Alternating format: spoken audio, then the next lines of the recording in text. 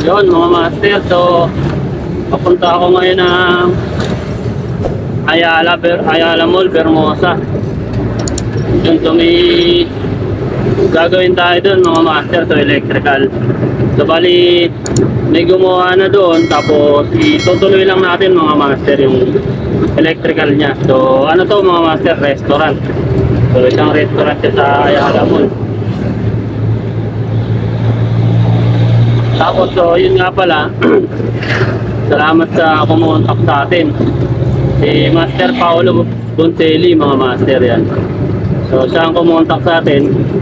So siya rin ang nag-recommend sa atin sa pinaka general contractor para gumawa ng electrical sa restaurant na yun mga master.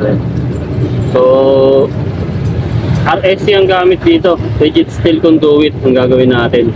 So kung dati PVC ang wiring natin sa mga residential, PVC, flexible hose. Yan. So dito rigid tayo mga master. Sa may EMT, pero dito ang require ng mall is rigid steel conduit ang required nila. So kaya yun ang gagawin natin. Yan, so samahan nyo ako mga master. So solo lang ako ngayong umaga, and then hahapon na lang sila Master Liloy mamaya, siguro mga after lunch. So tatlo kami dito magkakasama. Kasama na ako doon mga master. Yan, so update ko kayo mamaya pagka nasa area na ako. Yan, so mamaya na lang mga master, update ko na lang kayo.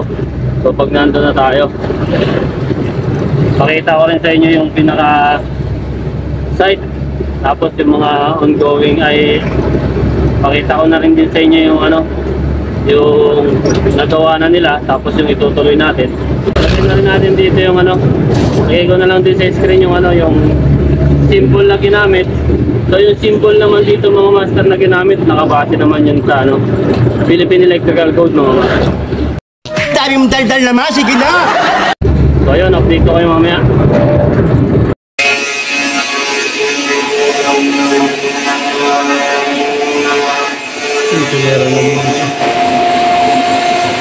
Meron naman.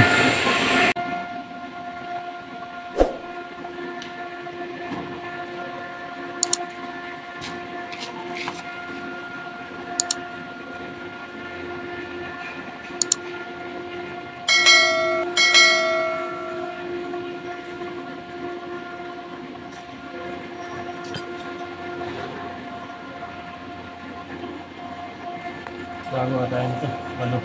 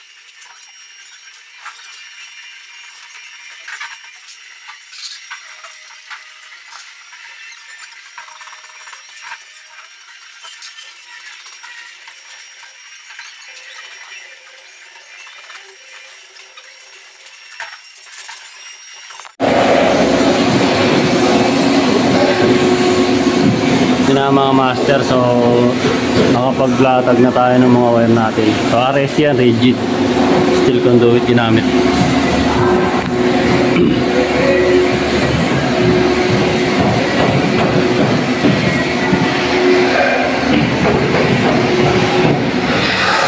So may mga aircon na rin dito, pero hindi tayo nagkabit yan mga master.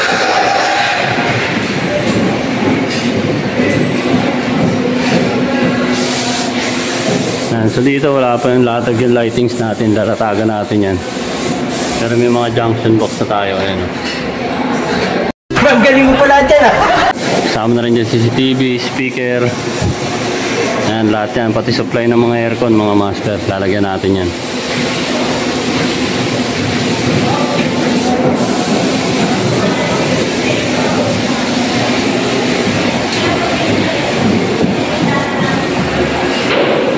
Sa CR wala pa ring wiring, pero may mga junction box na rin.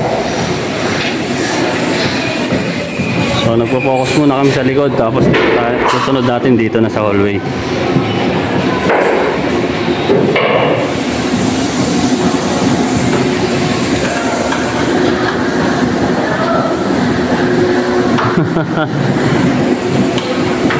Yan, so kinakabitan niya para sa strip light.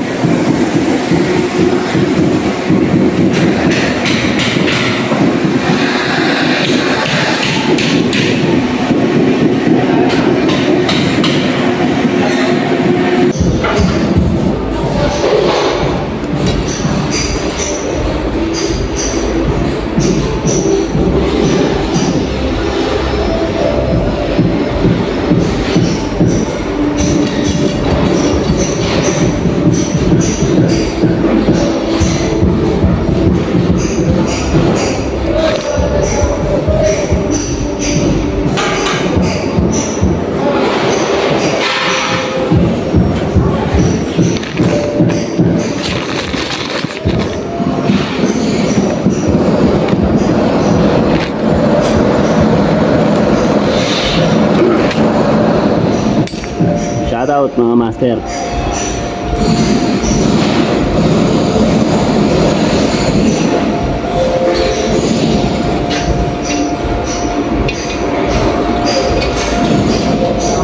Shout out Elvin. Shout out Bentot ng Using.